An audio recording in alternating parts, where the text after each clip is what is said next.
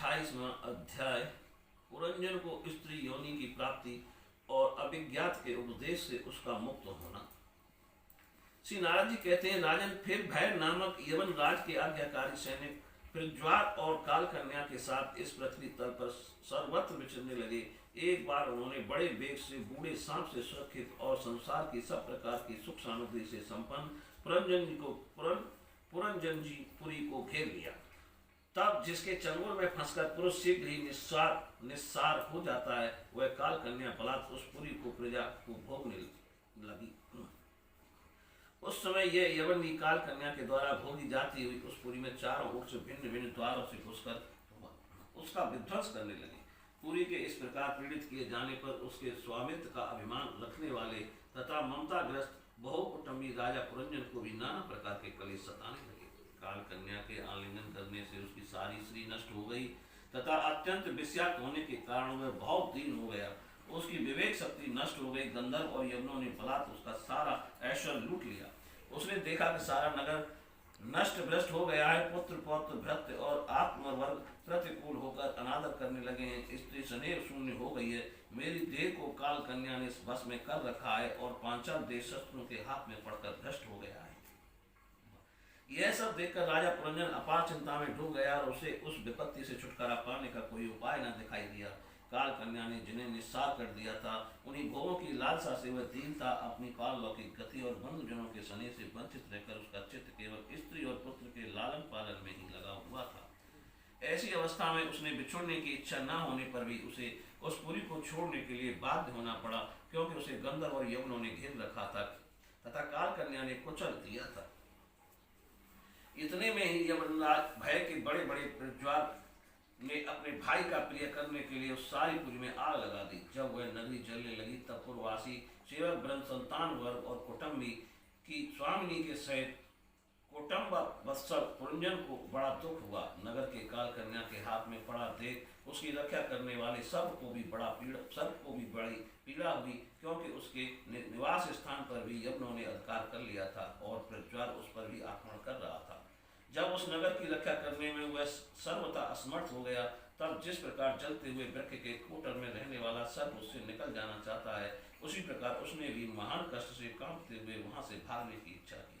उसके अंग प्रत्यंग ढीले पड़ गए थे तथा गंधर्वों ने उसकी सारी शक्ति नष्ट कर दी थी। अतः जब यवन शत्रु ने उसे जाते देखकर रोक दिया, तब वह दुखी होकर रोने लगा। गृहस्थ पुरंजन थे गेहादि में मैं मेरेपन का भाव रखने से अत्यंत बुद्धिहीन हो गया था। स्त्री के प्रेम पास में फंसकर वह बहुत दीन हो गया था। जब उसने बिछड़ने का समय उपस्थित हुआ, तब वह अपने पुत्री पुत्र पौत्र पुत्र वधु दामाद नौकर और घर खजाना तथा अनन्या जिन पदार्थों में उसकी ममता शेष थी, उसका भोग तो कभी का छूट गया था। इन सब के लिए इस प्रकार चिंता करने लगा, हाय मेरी भार्या तो बहुत घर गृहस्थी वाली है। जब मैं परलोक को चला जाऊंगा तब ये असह्य होकर किस प्रकार अपना निर्वाह करेगी। इसे इन बाल बच्चों की चिंता ही खा जाएगी।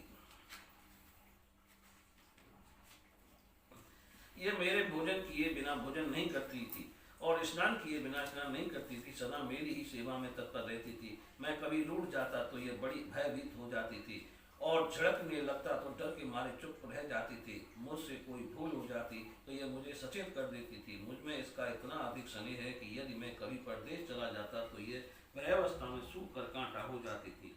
यूं तो यह वीर माता है, तो भी मेरे पीछे क्या यह गृहस्थाश्रम का व्यवहार चला सकेगी। मेरे चले जाने पर एकमात्र मेरे ही सहारे रहने वाले ये पुत्र और पुत्री भी कैसे जीवन धारण करेंगे। ये तो बीच समुद्र में नाव टूट जाने से व्याकुल हुए यात्रियों के समान बिलबिलाने लगेंगे। यद्यपि ज्ञान दृष्टि से उसे शोक करना उचित न था, फिर भी अज्ञानवश राजा पुरंजन इस प्रकार दीन बुद्धि से अपनी स्त्री पुत्रादि के लिए शोकाकुल हो रहा था। इसी समय उसे पकड़ने के लिए वहां भय नामक यवन राज आ धमका। जब यवन लोग उसे पशु के समान बांधकर अपने स्थान को ले चले, तब उसके अनुचरण अत्यंत आतुर और शोकाकुल होकर उनके साथ हो लिए। यवनों द्वारा रोका हुआ सर्प भी उस पुरी को छोड़कर इन सबके साथ ही चल दिया। उसके जाते ही सारा नगर छिन्न भिन्न होकर अपने कारण में लीन हो गया। इस प्रकार महाबली एवं राज के बलपूर्वक खींचने पर भी राजा पुरंजन अज्ञानवश अपने हितैषी एवं पुराने मित्र अभिज्ञात का स्मरण नहीं किया। उस निर्दय राजा ने जिन पशुओं की बलि दी थी, वे उसकी दी हुई पीड़ा को याद करके उसे क्रोधपूर्वक कुठारों से काटने लगे। वह वर्षों तक विवेकहीन अवस्था में अपार अंधकार में पड़ा निरंतर कष्ट भोगता रहा। स्त्री की आसक्ति से उसकी यह दुर्गति हुई थी।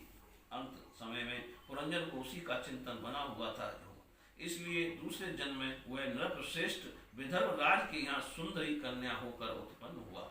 जब यह विदर्भ नंदिनी विवाह योग्य हुई, तब विदर्भ राज ने घोषित कर दिया कि इसे सर्वश्रेष्ठ पराक्रमी वीर ही ब्याह सकेगा। तब शत्रुओं के नगरों को जीतने वाले पांडे नरेश महाराज मलयध्वज ने समर भूमि में समस्त राजाओं को जीतकर उसके साथ विवाह किया। उससे महाराज मलयध्वज ने एक श्याम लोचना कन्या और उससे छोटे 7 पुत्र उत्पन्न किए, जो आगे चलकर द्रविड़ देश के 7 राजा हुए।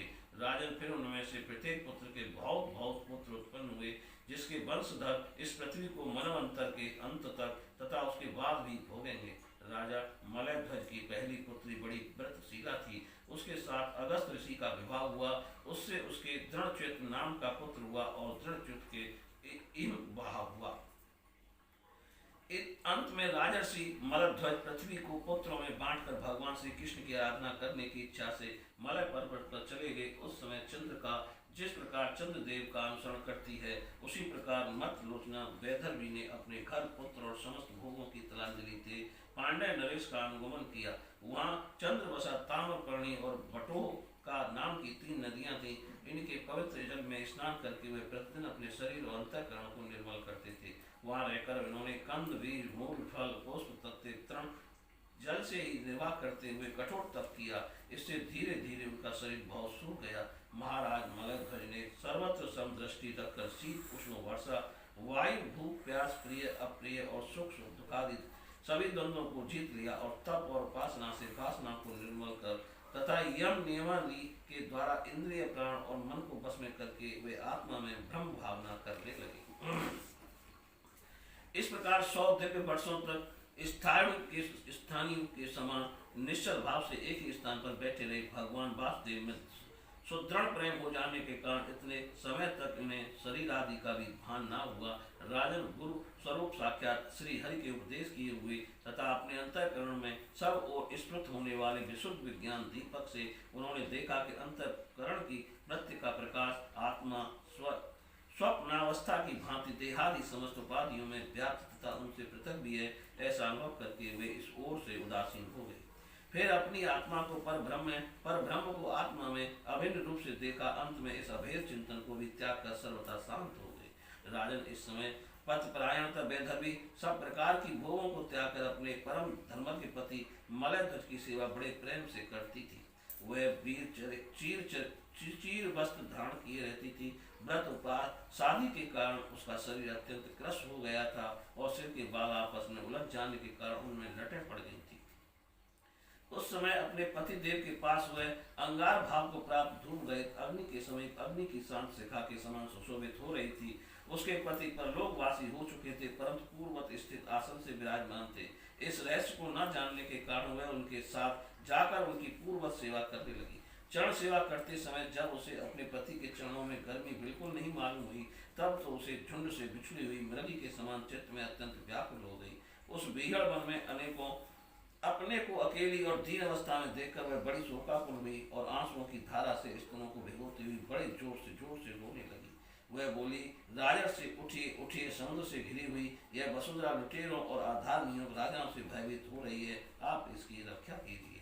पति के साथ वन में गई हुई वह अबला इस प्रकार विलाप करती हुई पति के चरणों में गिर गई और रो रो कर आंसू बहाने लगी। लकड़ियों की चिता बनाकर उसने उस पर पति का शव रखा और अग्नि लगाकर विलाप करते करते स्वयं सती होने का निश्चय किया। राजन इसी समय उसका कोई पुराना मित्र एक आत्मज्ञानी ब्राह्मण वहां आया। उसने उस लूत्री अबला को मधुर वाणी से समझाते हुए कहा। ब्राह्मण ने कहा, तू कौन है, किसकी पुत्री है और किसके लिए तू शोक कर रही है? वह यह सोया हुआ पुरुष कौन है, क्या तुम मुझे नहीं जानती? मैं वही तेरा मित्र हूँ जिसके साथ तू पहले विचरा करती थी। सखे, क्या तुम्हें अपनी याद आती है? किसी समय मैं तुम्हारा अविज्ञात नाम का सखा था। तुम पृथ्वी के भोग भोगने के लिए निवास स्थान की खोज में मुझे छोड़कर चले गए थे। आज पहले मैं और तुम एक दूसरे के मित्र एवं मानस निवासी हंस थे, हम दोनों सहस्त्रों वर्षों तक बिना किसी निवास स्थान के ही रहे थे, किंतु मित्र तुम विषय भोगों की इच्छा से मुझे छोड़कर यहाँ पृथ्वी पर चले आए। यहाँ घूमते घूमते तुमने एक स्त्री का रचा हुआ स्थान देखा, उसमें 5 बगीचे, 9 दरवाजे, 1 द्वारपाल, 3 परकोटे, 6 वैश्य कुल और 5 बाजार थे।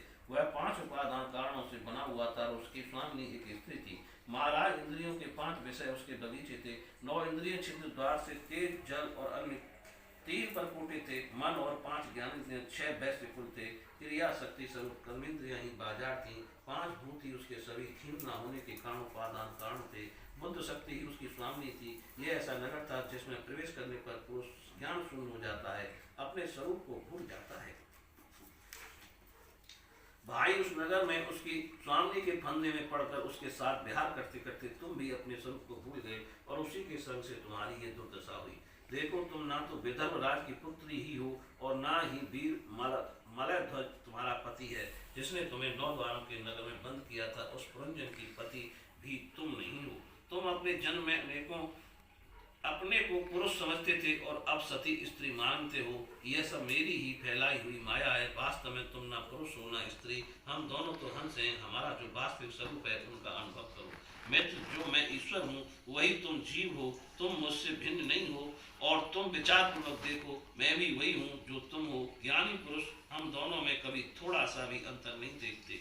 जैसा एक पुरुष अपने शरीर की परछाई को शीशे में किसी व्यक्ति के नेत्र में भिन्न भिन्न रूप से देखता है, वैसे ही एक ही आत्मा विद्या और अविद्या की उपाधि के भेद से अपने को ईश्वर और जीव के रूप में इस प्रकार से देख रहा है। इस प्रकार जब हंस ईश्वर ने उसे सावधान किया, तब वह मानसरोवर का हंस जीव अपने स्वरूप में स्थित हो गया और उसे अपने मित्र के विचों से भूला हुआ आत्मज्ञान फिर प्राप्त हो गया। प्राचीन बल, मैंने तुम्हें परोक्ष रूप से यह आत्मज्ञान का दिग्दर्शन